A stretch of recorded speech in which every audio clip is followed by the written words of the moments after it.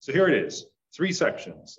Verses 1 through 5 is one section, 6 through 11, and then 12 to the end. So I'll just go through the chapter. I'll go through the chapter and make some comments, and then we'll zoom out and talk about why does God give these rules, and what do they have to do with us now in 2021? And I hope we can talk about it and ask questions and think about this, because this is some very difficult stuff. So this is what he says, the first section. If a prophet or a dreamer of dreams arises among you and gives you a sign or wonder, and the sign or wonder that he tells you comes to pass, and if he says, let us go after other gods which you've not known, and let us serve them, you should not listen to the words of that prophet or that dreamer of dreams. So he's telling them, once they're in the land, they've assuming that they've conquered the land and they're there. And if a prophet, someone who can receive revelation from God, tells you something, proves that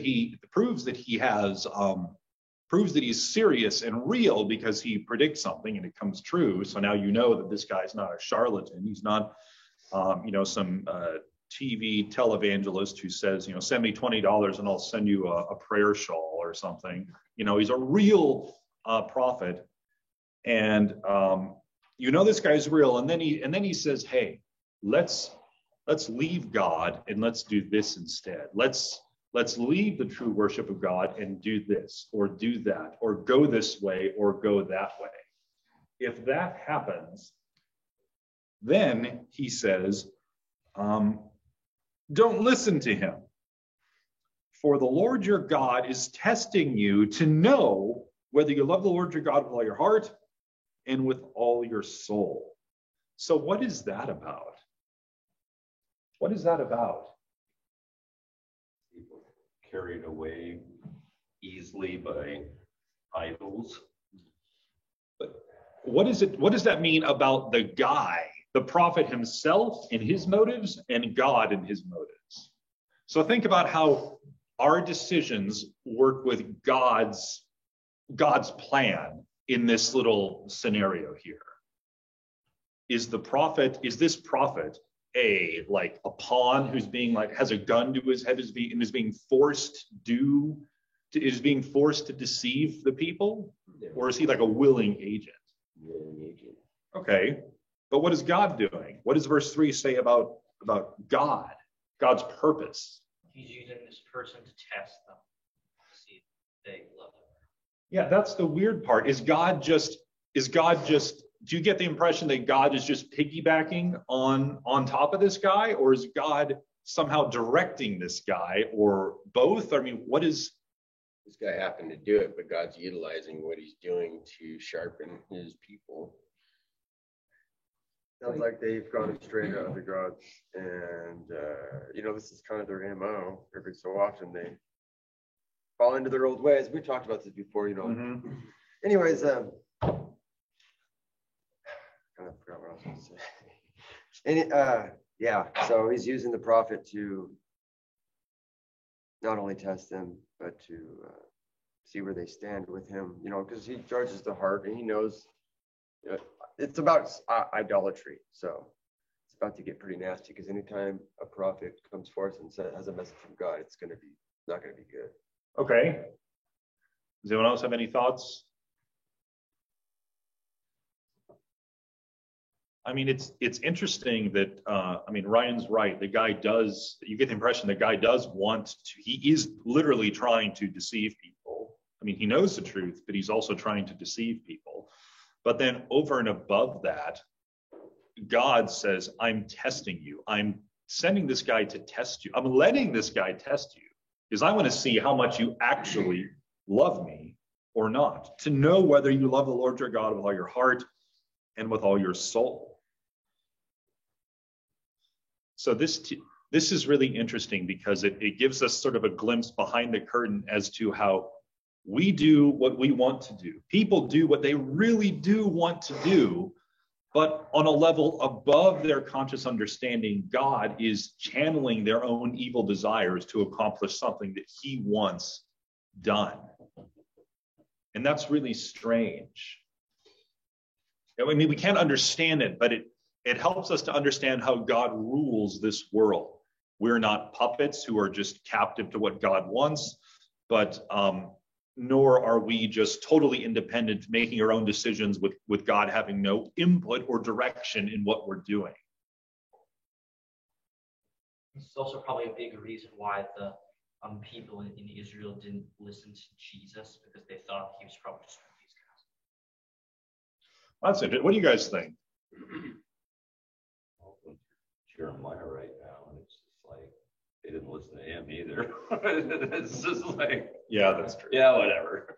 Because Jesus was teaching things contrary to what their tradition said. They probably thought that he was a person sent by God to test them. Maybe. Allow the ways of God. I mean, the key is though is that does the teaching of this person line up with Scripture or your traditions? I mean, hopefully your traditions come from Scripture, but sometimes they don't, and so you have to make a decision on, do I want to do what Scripture says, or do I want to do what my tradition says, especially if they're different? Do what Scripture says, for sure. Yeah. But so God is saying that, listen, that it is going to happen. That people are going to try and lead you the wrong way. There are going to be false teachers who even know the truth, but they're deliberately trying to lead you away. And God says this is a test. And how does God describe, what is God trying to find out in verse 3? Yeah. With all your hearts and with all your soul. Yeah, and that phrase again, all your heart, all your soul, you're supposed to love God with everything you have. And if you do, then you'll want to do what he says. Again, this isn't this legalistic relationship. That's why Jesus was so angry at the Pharisees and the scribes, is their idea of a relationship with God is just this legalism, this checklist version of I do these 10 things and everything's fine. And it's so different than what God's own heart is in Deuteronomy. Yeah, in James, it says that God doesn't tempt any man. Every man is tempted when he's drawn away by his own flesh. He's throwing his test out there to find out if that flesh is still active. And I saw this happen at a school one time where a pastor had about 5 guys sitting at a table, and he was telling them, and I was overhearing it, and I had to make a comment, but he said, really, to know what the enemy's thinking, you should really look into pornographic material, so you'll be ready to know how to fight it. And I said, do I have to jump into a garbage can to find out what garbage is? I already know. Yeah. I mean, all these guys are just young college kids. Goodness. Yeah. Sort of an idea, if there were any there who were walking closely with the Lord, the temptation would be, well, yeah, I want to do that. I want to go do that. Or no, I love God. I'm not going to do that. Mm-hmm. So it's kind of a more modern sense, but God, like I say, it says in James, he doesn't tempt anybody, but he allows the temptation to be there to find out where we are. I guess we can decide for ourselves as well whether we're being tempted. Yeah. So, I mean, we can to come off to key off of what you said, Ralph. I think one way we can look at things like this in our life is to say,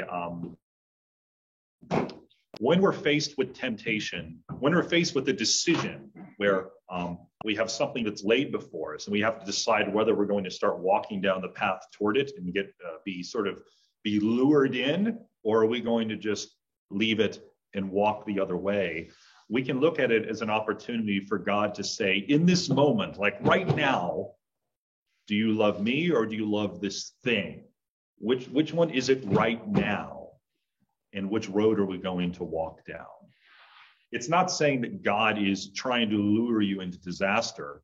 Here, God's simply saying, every once in a while, something is going to happen. A false teacher is going to come and who's going to tell you and try and get you to go this way. And when that happens, know this is a test for you, like right at that moment.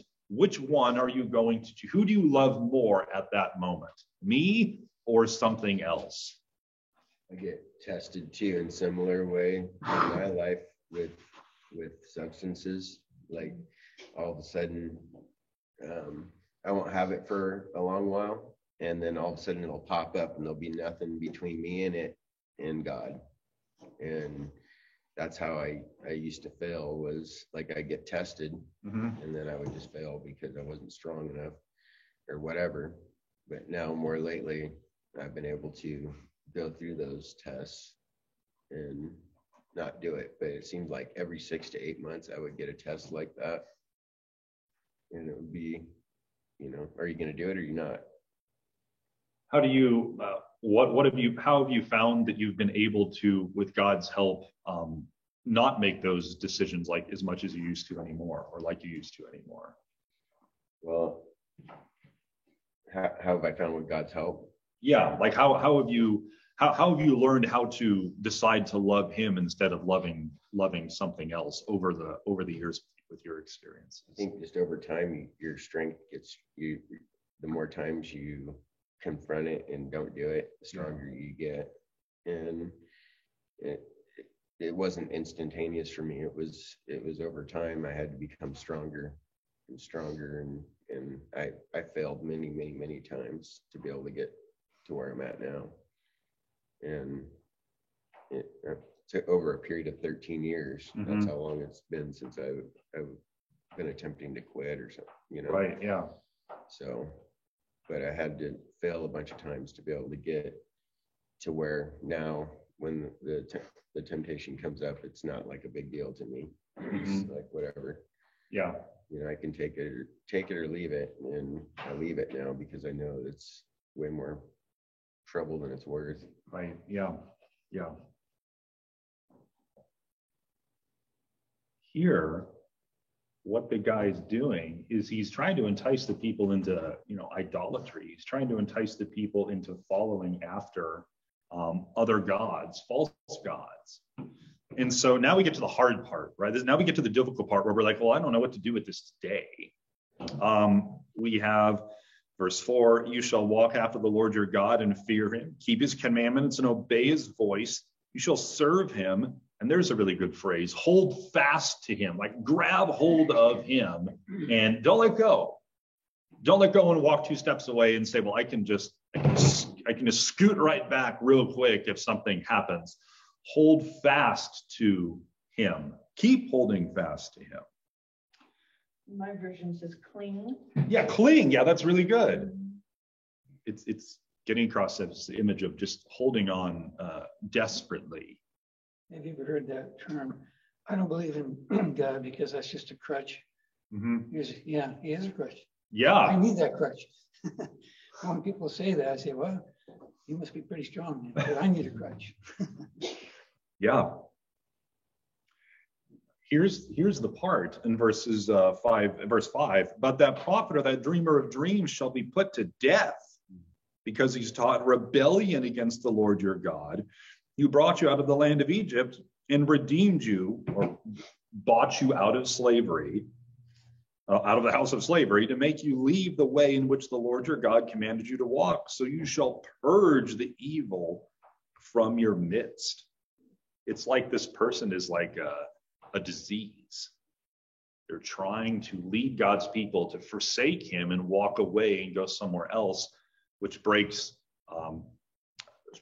one of the 10 commandments, have no other gods before me. And this person needs to die. The communities are responsible for executing this person. How come they didn't execute Aaron? Yeah, that's a good question. That was a pretty bold thing to do. I mean, see all the miracles, be there watching it happen, and then, oh yeah, let's make a cow. Yeah, I always wondered why certain sins that God overlooked, it seemed, or maybe he did, we did.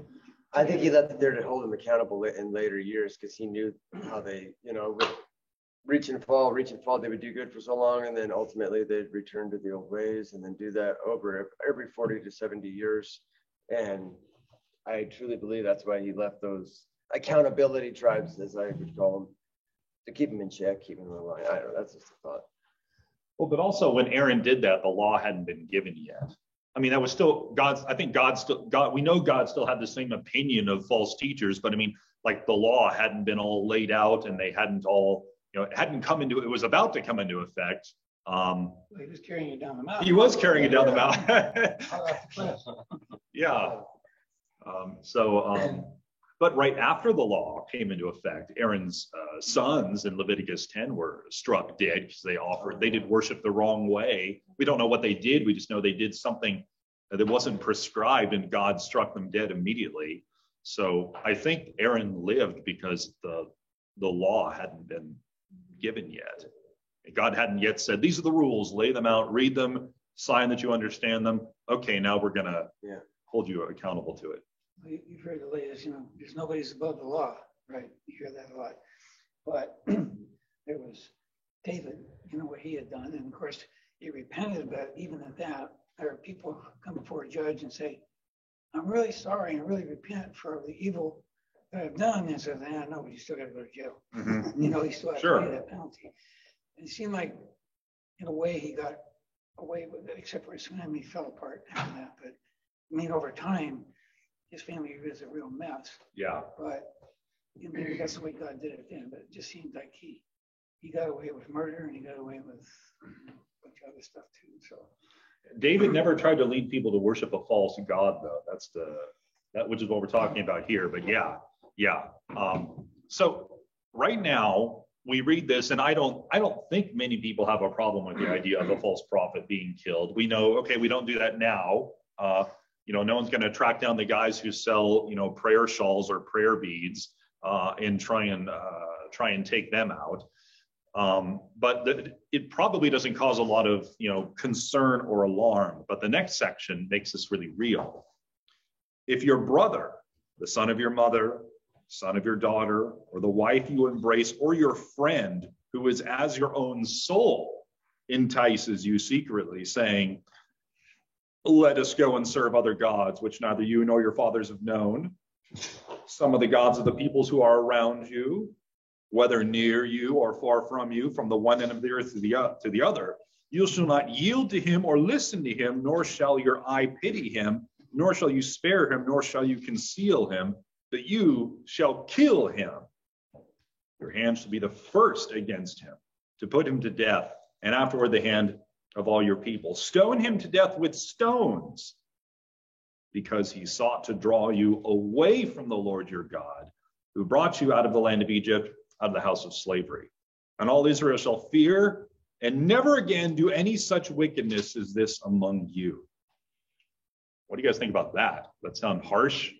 Yes. Your children, your wife, your husband, whoever. He's trying to say, like, anybody, if anyone in the covenant community tries to lead you away to serve false gods, they need to be killed publicly as a deterrent. So everyone else would be like, I don't want to end up like Tyler. So, Well, the Muslims do that. According to their law, they're still stoning and all the old stuff. And I don't even wait about it. Just kill them right there. What do you guys think about this? Is it mean? Is it cruel? Why is this here? What are your guys' thoughts? It shows the importance of how it is to have a relationship with Jesus, with God. That they don't want, God does not want anything to pull you away from that fellowship, from that community, from serving the Lord, the true one and only God. And that, to put the death penalty on that's pretty hard. It's harsh, but they are God's chosen people as well. He doesn't want to lose them. He doesn't want them to, fall away. What happens if they do fall away? Like, what happens if this infection is allowed to spread? What is eventually going to happen to God's people? Be invaded by other lands and take captive and Babylon. Oh yeah. What else? Who is supposed to who are God's people eventually supposed to produce who's, pretty special? The Jesus. Messiah. Yeah, the Messiah is supposed to come through these people. So theoretically, there's supposed to be a people who know about God's promises, who are waiting for the Messiah, who are faithful. And if there's no one left who's faithful and is still trusting and still holding on, then the Messiah is going to come and his people aren't going to care. So they're supposed to stay pure so they can exist until the Messiah actually gets here. What were God's people like when he did get here? Was it good or was it not so good? Wasn't so good. Were there tons of people who followed him and kept following him, and thousands of people who are ready to be his little gospel army to go out and tell the world after he died? No. No, that's why you had to send. Yeah, there's. Yeah. Aaron, why did you take us out of here to destroy us? I kind of jumped way ahead, but yeah. Yeah, there's no one. I mean, he's got crowds, but in the end, where are the crowds? I mean, they're gone. The same folks who welcomed him at the beginning of the Passion Week on Palm Sunday. They're all, the Messiah's here. They're singing Psalms from 118. These same people, 6 days later, are the ones who are in the crowd, riled up, saying, "Crucify him, kill him." And on the last night, he's just got his few people, and that's all he's got. I mean, the crowds, they make a big noise, but they don't stay. There's no staying power there. So that's actually what ended up happening. They didn't stay as a group of people who are waiting for God's promises, who are living for him and staying separate from the evil influences of the world. They didn't do that. Instead, Jesus came and he's just got disaster. He's got a mess, a terrible mess, with all the leadership in Jerusalem just rejecting him and then leading other people to reject him, putting pressure on people to disown him and turn away from him. And even parents turning against the guy who was born blind. His own parents won't even own him, because they're terrified of being kicked out of the synagogue in John chapter 9. The Pharisees are like, "Is it true that your son was born blind?" And his own parents are like, ask him. They won't even own their own son. So, I mean, it's just a disaster. But still, kill your brother, kill your wife, kill your husband, kill your son, kill your daughter. It's pretty harsh. They didn't have jails in those days. I guess they figured if you're going to get the infection out, I guess they could have exiled them and run them off to another country versus killing. But, I look in when they brought the woman before Jesus and they were ready to stone her. Mm-hmm. And Jesus went contrary to the law, their law in their mind. Mm-hmm. I figure, versus they wouldn't. And I suppose forgiveness probably wasn't even on the chart back in the day of the law when you're talking about stoning your own family and Mm-hmm. killing them. Yeah, you hear about it in today's economy over the Muslim, about having mercy, what they call killing their own wives and daughters and for various reasons. Yeah. In their mind, in their law, I guess it's justified. But Right. we look at that, we go, "Oh, that's horrible." But if you look back in this day and age, and that's what it was. There again, they didn't have prisons; they couldn't send them off to prison somewhere. Well, not everything merited death. Only the most awful things merit death. This, leading people to forsake God, people who know who God is and deliberately sin against him in an unrepentant, nasty sort of way. A sexual perversion. Some sexual perversions are punishable by death. So not everything is death. Only really serious.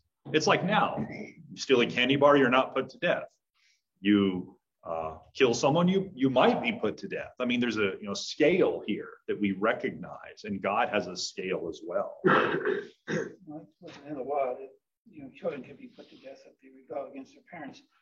I mean, it seems like there's so much rebellion today. I guess we almost accept it as normal. Well, that's a good question. I mean, why should Christians not kill their children today? Good point. If your child does not, if your child grows up, if your child rejects Christ, why do you not kill your children? So that's why this is a difficult, you're like, well, what do I do with this? I just ignore it and sweep it away and say, well, that's then, this is now. We're under a new What do you covenant. do? Yeah, that's what people say. We're under a new covenant, but what does that even mean? I mean, that's not an explanation. What's that mean? Like what's changed? Which I'll talk about in a minute, but these are questions to like think about.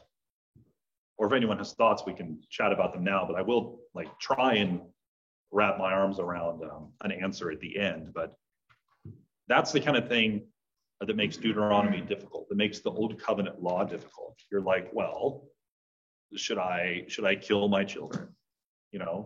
I know the answer is no, but why? Because now God loves people and then he hated people. Well, that's not true. He loves people all the time. He loves his people no matter when it is. So it's what's the deal here?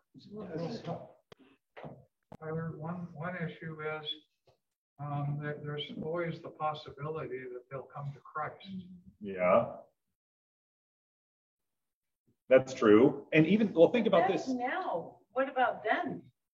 What, that's now that they would come to Christ. But what about in Deuteronomy where, they were supposed to do them in for pulling them away from Yeah. the So, Lord, or because the thing is, it doesn't say when. Does it? So there's room for some sort of interpretation, because it doesn't say, if you have say you have a 15-year-old who says, I don't think Moses is the guy, and I don't really buy this, and I think I want to follow Dagon, I want to be a Dagonite, and the kid's 15. Are you going to kill him, or are you going to be like, well, you're just, foolish, and we'll see what you're thinking in 2 years? There's no answer there. Do you wait? Do you stop? At what point do you say, okay, enough's enough?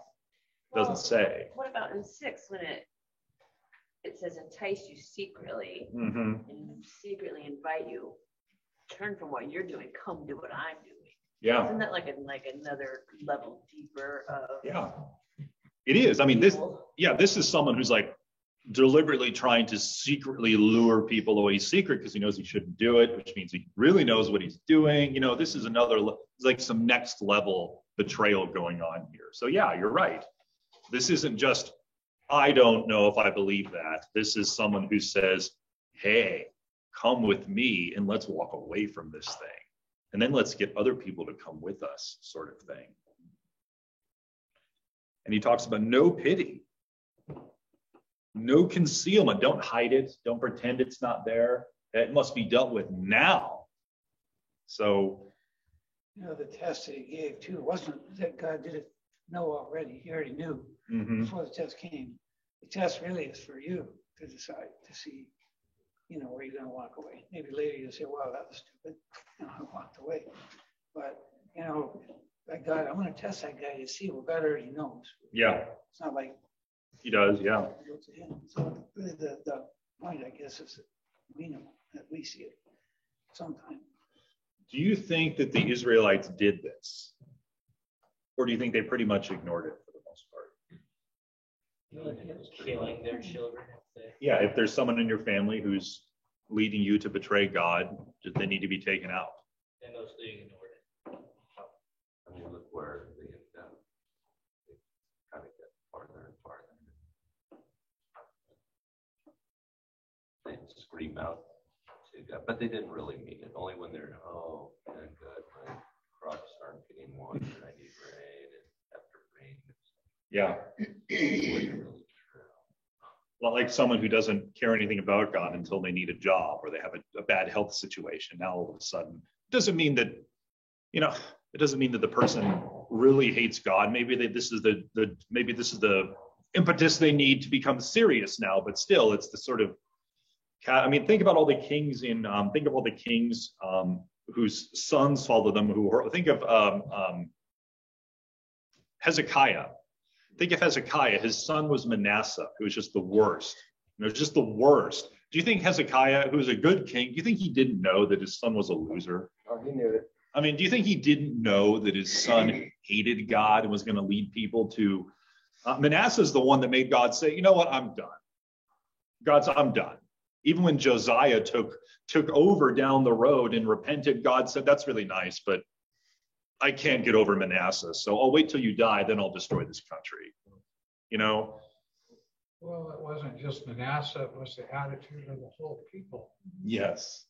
Yeah. But Manasseh as the leader is the one that really where God was like, you know, you look what you have produced. Right. It was the one person that influenced, you know, but it didn't take much to influence them the wrong way. They were wishy-washy. They kept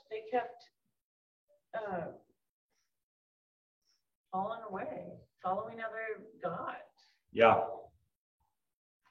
If you read, is it Judges, the people would turn to God for a while and then turn away. So no, I don't think they were following that command. They may have done it at one time, but as time went on, they didn't follow that command. No. Well, I mean, who could blame them? I mean, you don't want to kill your children. You don't want to kill your wife. I mean, it's harsh, you know. But they were willing to sacrifice their kids yes. for God. Yes, that's true. And that's we true. can do that today too. Yes, we do. We definitely do. Of course, if it was your wife in those days, which wife is it going to be? Ha ha ha. Well, Moses assumes there's only going to be one, but that didn't last very long. So now we get to the last part, and then we can sort of try and bring some things together. This one might not be as difficult because it's more abstract. The more difficult one is your brother, your spouse, your son, your daughter. But here we go with this one in verses 12 to the end.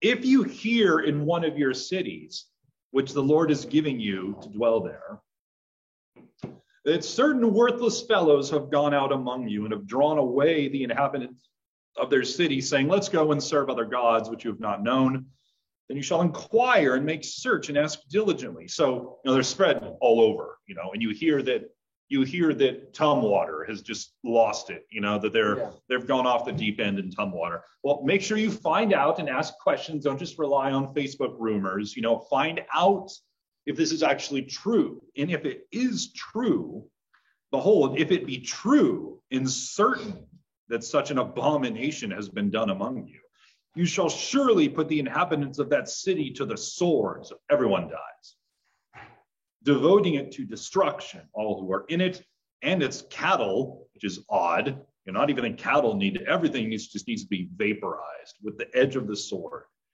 Gather all its spoil into the midst of its open square and burn the city and all its spoil with fire as a whole burnt offering to the Lord your God. So everything in the city is burnt in this massive frenzy of arson. And the burning city itself is a burnt offering to God to atone for sins. None of the devoted things shall stick to your hand, that the Lord may turn from the fierceness of his anger and show you mercy and have compassion on you and multiply you as he swore to your fathers, if you obey the voice of the Lord your God, keeping all his commandments that I'm commanding you today and doing what is right in the sight of the Lord your God. I can't imagine this law being enacted today. Yeah, I know. I mean, is this like a call to arms for us, you know, for Christians? Should Christians be, you know, arming themselves? A Christian would say, well, no. Well, maybe some Christians would say yes, but they're weird. But I mean, like, no. You know, but why? The whole city, you know? So it's, we go from... And who is to judge that? I mean, who? The leaders? Were to judge that? Who were to say, like, Tumwater, you know, like you said, fallen. Yeah. So was it the congregation? Was it the deacons? Who was to judge that these people were doing this? And so then they went to destroy them. Who was it? Whose responsibility was it to Yeah, he determine that? He doesn't say. Right now, the leadership structure they have, they have no king. They originally weren't supposed to have a king. They're all just supposed to get along together with with a leader appointed somehow. There's no description of who's supposed to be in charge after Joshua dies. They're all just supposed to, in their own communities and their own tribes, worship God. But the leadership structure they have now is Moses with 70 sub-judges under him who help him with things. And that's it. So it doesn't say. So I think there's supposed to be room for some flexibility, and communities are supposed to take care of this themselves. So if Lacey hears about Tumwater, Lacey's supposed to take care of Tumwater. Pullman doesn't need to take care of Tumwater. Lacey's supposed to, because they're right there and they would know. So there's a lot of flexibility, but it's definitely different. They did still have the priest. Yes, yeah, they did have the priests. So they had a structure and worship and talk to God. Yeah, they did have priests who had appeared to have, some sort of teaching responsibility, especially after the exile a long time later. But there's a whole lot of questions like what you just asked that aren't really answered here, and we don't really know. We just know that they obviously had to work something out somehow. But when you read this, you can get a few things. One, you can get God takes holiness seriously. He wants us to stick close to him. It's bad if we don't. But the main question is, why has God worked like this then, and why doesn't he work like this now? And this is a really difficult question because there's so many things that flow into this question, because the old covenant structure is so different than what we have now. I mean, people have spent their whole lives writing books and giving lectures and trying to answer this question, but thankfully I've solved it. So in 10 minutes, I'll explain everything. So that's a joke. So I'll show you a little slideshow that I made to try and get this across, because it's so complicated. I thought I would use pictures. If you're on Zoom, you're not going to be able to see it, and I'll have to beg your forgiveness. So let me try and answer this, or help us think about this, about what's so different now versus then. So in the Old Testament, and I hope someone like Tim can see this, and Janine, who are far away, but anyway, in the Old Testament, I'm stealing the three branches of government from the U.S. Constitution just because it makes sense. So in the Old Testament, you have everyone in society focused and oriented around God, allegedly. You have God's people, and they are all focused around God. The people who rule God's people, the people who make the laws and the legislature, and the people who enforce the laws, all of those functions, whoever did them. It's all supposed to be focused on God, who intersects all of them in the middle. So that's the way it's supposed to be. That's the way the Old Covenant is. All of God's people focused on him and his law, and everything else, the rulers, the laws, and the enforcement of the law, it all comes from him. Where you have God as the common allegiance, everything's focused around him, and God's people are a single, like picture Iraq and Afghanistan. God's people are a single, huge forward operating base in enemy territory. That's what God's people are. They're supposed to remain in being while they wait for the Messiah to come. Being their own people with their own laws, their own rulers who obey God, and enforcing God's law and remaining intact all of that time. Because all the time, you always have forces pushing in on them. And if this force field that you see in the screen is breached, then the entire thing is going to go bad, to greater or lesser extent. The whole thing is going to start falling apart. So they need to stick with God at the center of everything, with their rulers, their laws, and the enforcement of those laws, all in a force field, because there are pressures from the world just pushing in all the time. So they're supposed to survive as a special people until Christ can come, which is what we talked about before. That's what their job is. And they're supposed to theoretically be a group of people who are ready to hear and accept the Messiah, so they can be the ones who are like the vanguard of this gospel army who go out to the world and tell everyone that he's come. That's the idea. A kingdom of priests, a holy nation, his treasured possession, ready to receive the Messiah and to go out and to tell everyone about it. That's what's supposed to happen. So that's why in this context, God's people are in a Tupperware container. And the Tupperware container needs to stay closed so the food inside doesn't go bad. So therefore, if in your society you have people who are trying to lead you away from God, that needs to be stamped out really quick, or else everything's going to start crumbling down. If you have a prophet, a teacher, a trusted teacher who's trying to lead you away, that needs to be shut down immediately, or the whole thing is going to cave in on itself. If you have a whole group of people in a city inside your little Tupperware container that starts to go bad, it needs to be cut out, or the mold is going to spread to the rest of the food in the container. So that's the way things were in the old covenant. They were supposed to hold on and wait for the Messiah. In the Revolutionary War, I have a picture of George Washington there. In the Revolutionary War, George Washington's strategy, the American strategy, wasn't to go on the offensive and kill all the British they could find, because they're going to lose. They almost always lost when they faced the British in head-to-head combat. Instead, he just simply tried to keep an army in place and hold strategic areas and wear the British down. Just exist until the French could come in and provide a naval force and an army to help them win. He wasn't trying to defeat the British. He's trying to outlast them, which is different than trying to simply outright defeat them. The Israelites, their job is to just hold and be faithful so the Messiah can come. They're not supposed to go out as this army conquering the world for the Messiah who's coming. They're supposed to stay, hold, wait, be faithful, and hold on until Jesus comes. And then you go out. Does that make sense? So that's the way things were then. So it is important that you cut mold out of the food in the Tupperware container, or it's all gonna spread. They did bring in people from the outside. Yeah. They could join the congregation after if they believe. Yeah. If they believe. Another example that I had of the same thing is the German Navy in World War I. They built up a huge navy to challenge the British, but they ended up not really using it very much. They kept their navy bottled up in the North Sea, and they did that to tie down the British Grand Fleet in the Atlantic so they wouldn't leave.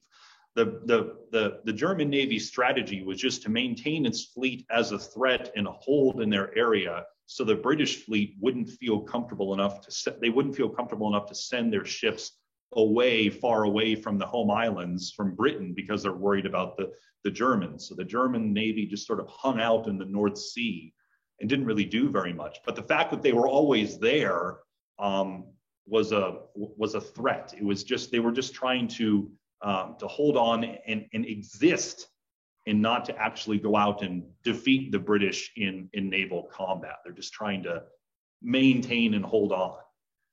That's what the Israelites were supposed to do in the Old Testament. Remain pure, hold on, wait for the Messiah. So that's... Well, but by doing this, hanging on, living holy before God, that was also supposed to be a witness to the nations. And then some of the people from the nations would believe and come in and become Israelites, so to speak.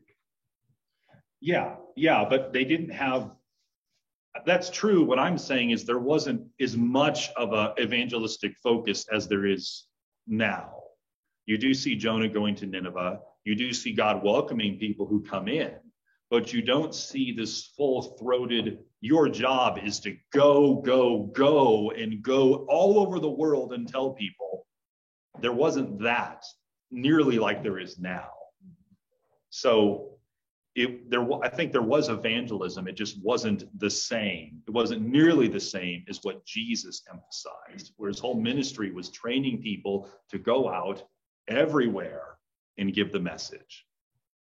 The rest of the world feared Israel, oftentimes the God of Israel, because they saw what God would do. Also, they were an example for the rest of the world, being God's people, and their reputation went out. Jericho. Jericho. Yeah, Rahab certainly heard about it, and all the folks did. Yeah. So there was that testimony that was out there while they were in that cocoon, you might say. Yes.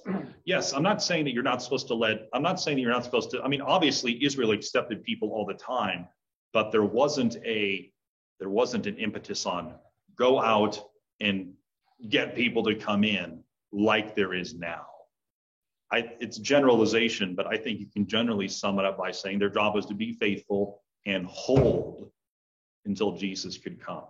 And then welcome anyone who does come as people hear about their God through them, but really to hold and maintain until Christ can come. So there's a people ready to receive him and to be his gospel army to go out when he does come. But the new covenant's different. Now, instead of God being the center, now I used our country as an example. That's not the way society is now. God's people lived in a closed society back then where God was at the center and everything revolved around him. Civil government was everything was about God. Now we live in the United States of America. God isn't our controlling common allegiance. You ask anybody out here, people in this country are not all here gathered around the Christian God as the energy and focus of their life. They're here focused and gathered around this country, however they want to define it, as the common bond in their life. No matter who you are, everyone nods their heads when you say, this isn't American. It's not American to believe that. Everyone has different opinions about what that means, but the patriotism, however you want to define it, is the thing that binds people together in this country, not God. So this is not a God-centered thing. It was in the Old Testament where God's people lived in his country under his laws and his rules with his leaders, where the executive and the legislative and the judiciary all were focused around God. Now, in the new covenant today, we're all focused around our patriotism, our country, this thing that is America. And all society is built on these shifting values, which changes over time. As anyone who's been alive, for a little bit of time can tell, they ain't like they used to be.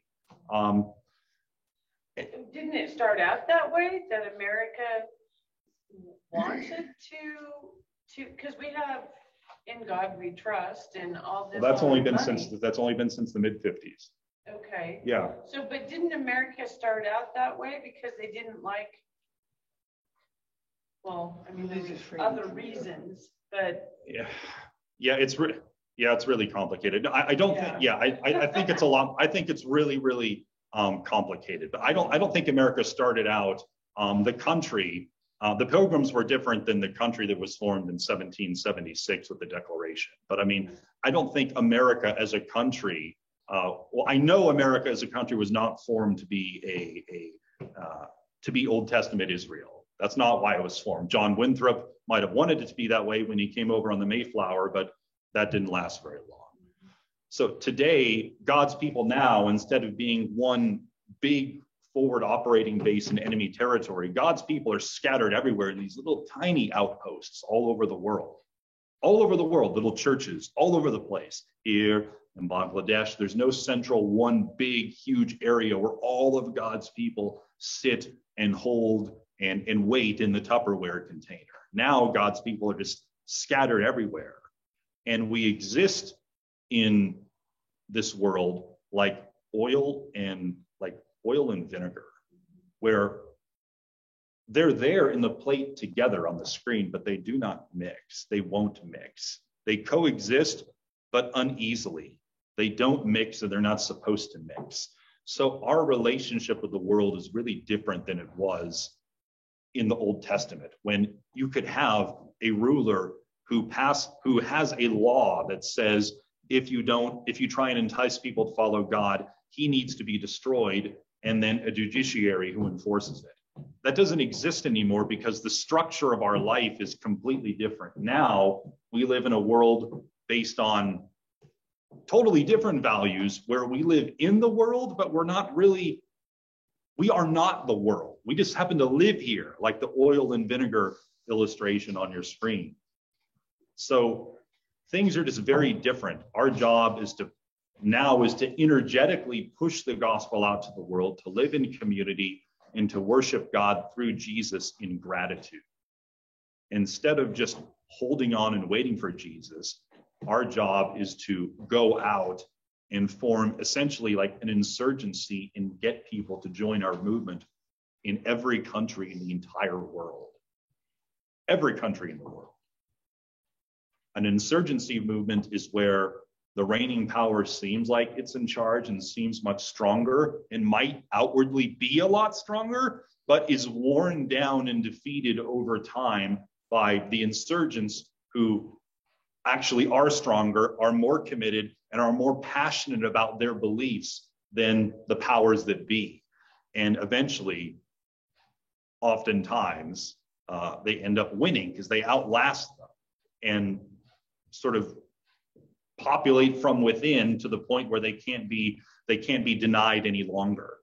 The church is sort of an insurgency in this world where there are Christians all over the entire world who are working to spread this news quietly, surreptitiously, spread this good news and gain followers for God's kingdom. So the reason why this is really complicated, I don't even know if I explained it very well, but things are just so completely different now. That's why something like Deuteronomy 13, that's why you don't need to kill your children if they don't believe in Jesus. We have different purposes. Instead of holding on, we're supposed to push forward. We have different government. Instead of all of society focused on God, we have a secular society that we sort of just coexist in, but aren't actually of. So we have a different relationship to the world. And that means we have different laws. So even my really abbreviated attempt to talk about this is still, it's just confusing and it's hard. I don't know if that helped us understand why Deuteronomy 13 is there and it's good then and why it's different now. But God's story has moved on from that hold mindset. And now we're in a totally different environment now. So that's why those same instructions from God don't apply like they did then. So is it like the book of Galatians, where this is a tutor to hold us, to show us Christ? So when Christ came, the heart was different? No, I think the old covenant, the relationship God's people had to him and their society was just completely different then than it is now. We don't live in a society where everything's focused and centered around God, where God rules us, God's laws rule, and God's laws are supposed to be enforced. We live in a really secular world where pagans often rule over us and who make pagan laws and enforce them according to unbelieving standards. And we're supposed to exist within this world and not become it.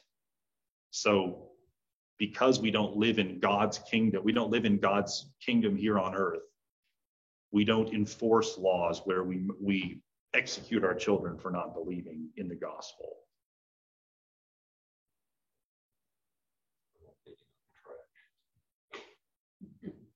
Yeah, that's good. So, but what are they doing in Israel? Because this was all. That's an interesting question. This was all for Israel. Mm-hmm. The chosen people were the Jews. Yeah.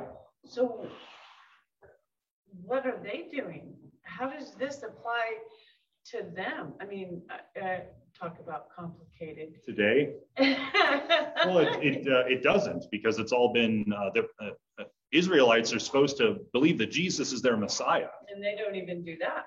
I mean, you can't be a faithful Israelite today. There's no temple, there's no sacrifices. You cannot, by definition, even be an Israelite today. There's no sacrifices.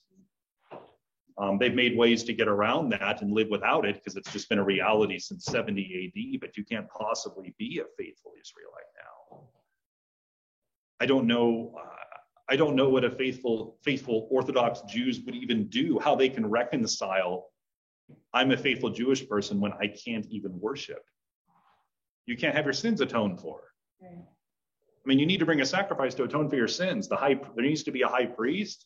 He needs to atone for them once a year. It's a mess. And the reason why all that is gone is because their Messiah has come, and they need to accept it. He's waiting to receive them, you know. But I've solved this whole problem now, so everyone, no one has any questions. So we can, I'll pray and we're ready for our worship service.